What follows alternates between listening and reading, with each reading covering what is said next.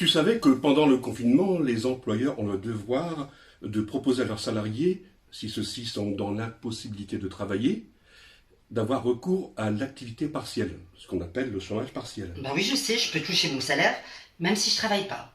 Ce n'est pas tout à fait ça. Le chômage partiel n'est pas un salaire. C'est une indemnité que tu dois toucher les jours où tu devrais travailler. Mon employeur, il va pas être content, hein.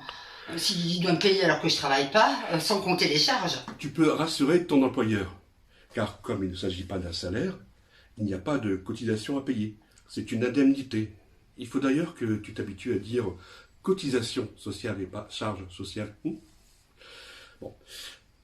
Et en plus, ça lui coûte presque rien.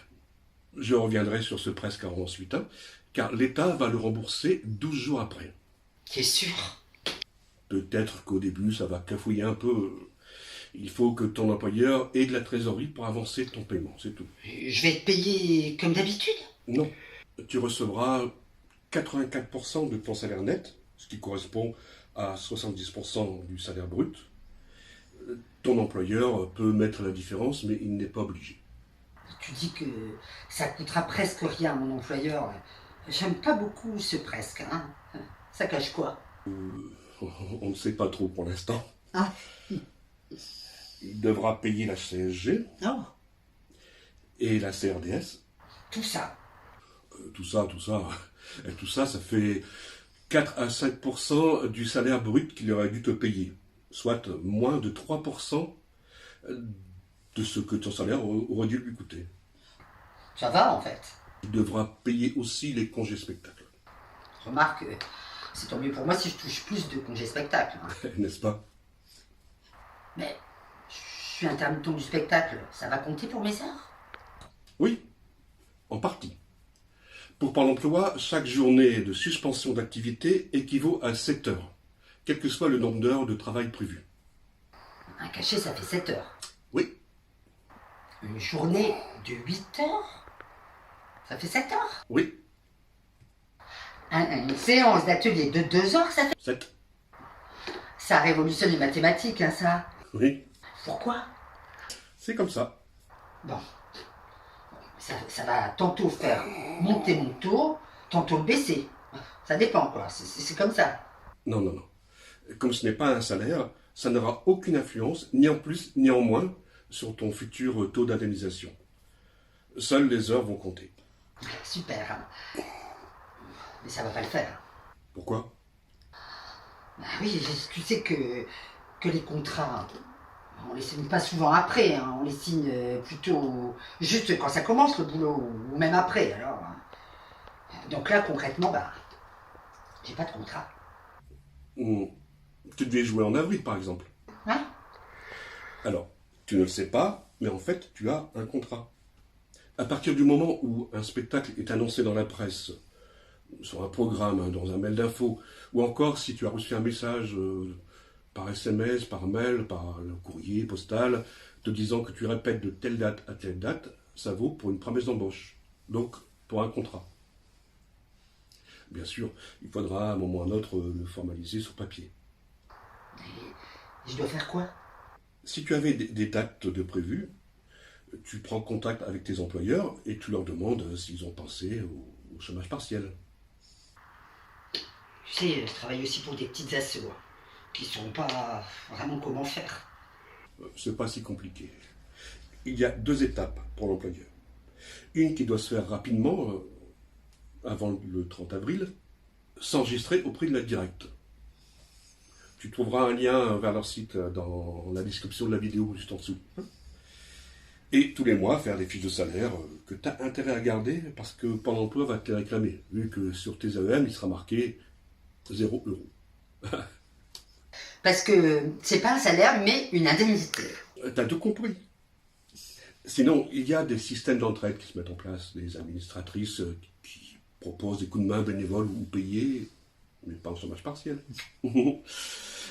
Et puis, il y a des listes d'infos comme c'est un métier. On va mettre tout ça dans les commentaires ici en dessous. En cherchant un peu, on trouve toujours quelqu'un.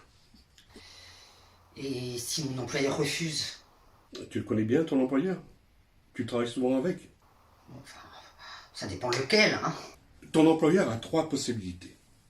Soit il te paye normalement, même si tu n'as pas pu travailler, soit il te met en chômage partiel, soit il fait la sourde oreille et il ne te paie pas. Dans ce cas, c'est à toi de voir. Ou tu insistes, ou tu lui mets dans l'oreille le mot prud'homme. Aïe. Je devais travailler pour un parc d'attraction, alors si je leur dis prud'homme, À toi de voir. mais je devais jouer début mai et la date elle est reportée en novembre. Dans ce cas-là, ça marche pas ton truc, je vais quand même pas être payé 2 fois. Si, bien sûr que c'est possible. Encore une fois, le chômage partiel n'est pas un salaire, mais une indemnité. C'est au mois de mai que tu ne vas pas travailler, que tu seras dans la dèche. Et donc c'est à ce moment-là que tu as besoin d'une indemnité. Ensuite, en novembre, tu vas jouer, tu vas travailler, donc tu seras payé, c'est normal, non? J'y pense, je suis intermittente, donc je vais percevoir les jours où j'aurai du chômage partiel, 2 indemnités. Super. Quoi? Faut pas abuser non plus. Les jours où tu étais censé travailler, tu devras les déclarer comme d'habitude. Tu auras même jusqu'à la fin du mois pour modifier ta déclaration, au cas où ton employeur s'en mêlerait les pinceaux et tarderait à avoir recours au chômage partiel.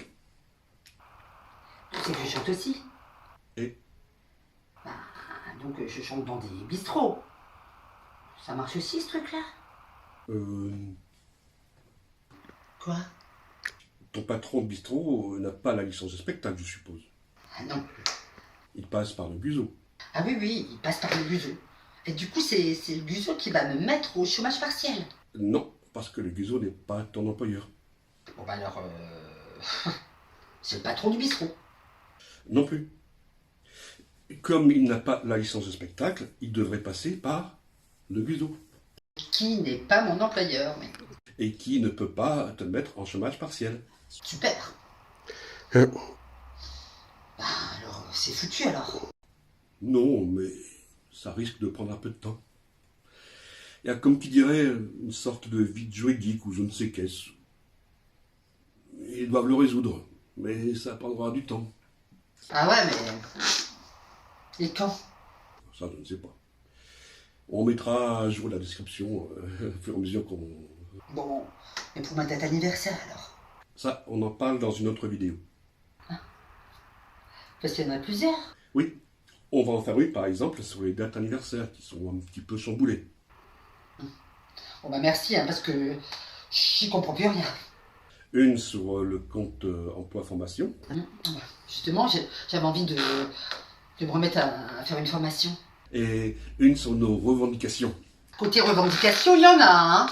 Bon bah de toute façon, on a le temps, j'ai commencé à faire des pancartes, et puis je m'entraîne avec le gaz. Bon, c'est une connerie ça, mais bon, de toute façon, on va pouvoir sortir masqué cette fois-ci, pour les manifs. Et enfin, une autre vidéo sur les diverses mesures de soutien. Ah, voilà. Bah, ça m'intéresse, moi, parce que en ce moment, c'est un peu... Bah, regarde la vidéo. Ah, merci.